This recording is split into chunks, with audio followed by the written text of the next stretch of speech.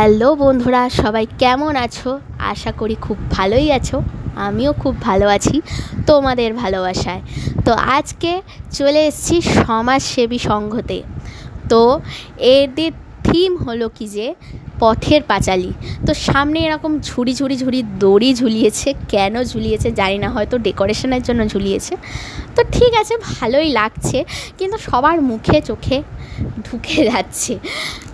তো ঢোকার সময় একটু সরিয়ে ঢুকতে হবে। তো থিম হলো পথের পাঁচালী। দেখো খুবই সুন্দর প্যান্ডেলটা করেছে। পথের পাঁচালী নানারকম যে গাড়ি, আগেকার পুরোনো দিনের যে গাড়ি ঠাড়ি, তারপরে বাড়ি স্ট্রাকচার ওইসব তুলে ধরেছে। তারপরে পথের পাঁচালী গল্পটাও লিখেছে কিছুটা, পুরোটা লিখেছে কি জানি না, কিন্তু আমি দেখলাম লিখেছে।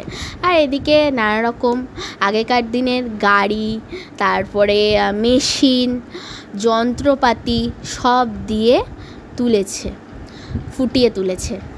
তো খুবই ভালো হয়েছে। প্যান্ডেলের ভিতরটা খুবই সুন্দর সাজিয়েছে। আর কালকে চতুর্থী ছিল, কালকেই আমরা গিয়েছিলাম। তো চতুর্থীর দিনই বিশাল ভিড় হয়েছে।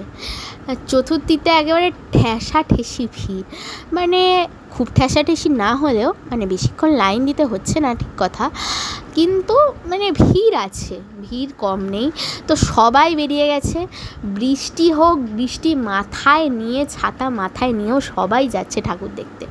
তো খুবই সুন্দর হয়েছে, ভিতরটা কোনো কথা হবে না, খুব ভালো হয়েছে।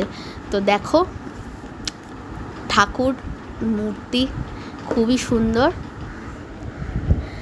মায়ের প্রতিমাটা অপূর্ব সুন্দর। তো তোমরা এই সমাজসেবীতে আসতে হলে রাসবিহারী থেকে অটো ধরে অটোওয়ালাকে বলবে যে সমাজসেবীতে যাব, একদম নামিয়ে দেবে সমাজসেবীর সামনে, যেখানে তোমরা 3টে ঠাকুর দেখতে পাবে, তিধারা, বালিগঞ্জ কালচারাল আর